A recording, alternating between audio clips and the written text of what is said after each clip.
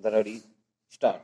अध्यक्ष महोदय, समुद्र की गुत्थियां और समस्याएं अंतरिक्ष की समस्याओं से कम महत्वपूर्ण नहीं है। विराम। समुद्र भी मानव के लिए अंतरिक्ष की ही तरह चुनौती का एक कारण है और सच्चाई यह है कि समुद्र के बड़े अक्षेत्रों के बारे में तो हम चांद से भी कम जानते हैं। विराम।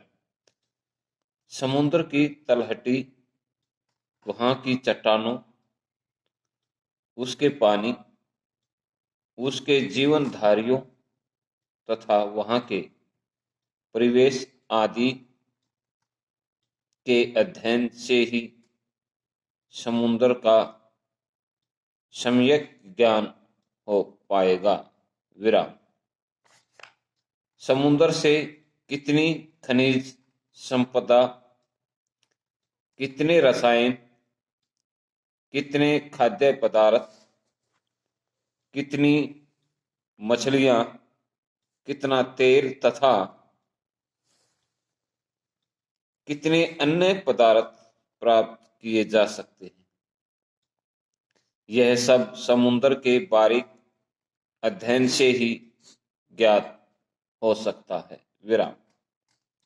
पैरा। समुद्र के संदर्भ में लोगों की दिलचस्पी नहीं है और यह दिलचस्पी दिनों दिन बढ़ती ही चली जा रही है। विराम। पौराणिक कथा है कि अक्षय भंडार प्राप्त करने के लिए समुद्र मंथन हुआ था। विराम। यह समुद्र मंथन देवताओं और देवे द्वारा मंदराचल पर्वत और वासुकी नाग के माध्यम से किया गया था और इस मंथन के फलस्वरूप अमृत से लेकर विष तक 14 रत्नों की प्राप्ति हुई थी। विराम। ये रत्न संपदा के प्रतीक हैं जो उस समय भी उपयोगी थे और आज भी उपयोगी हैं। विराम। पैरा।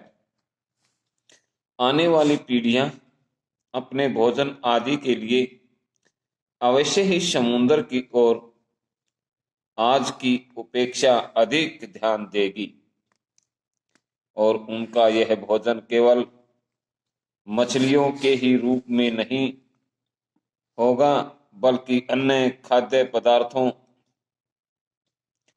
और नए उत्पादों के रूप में भी होगा। विराम।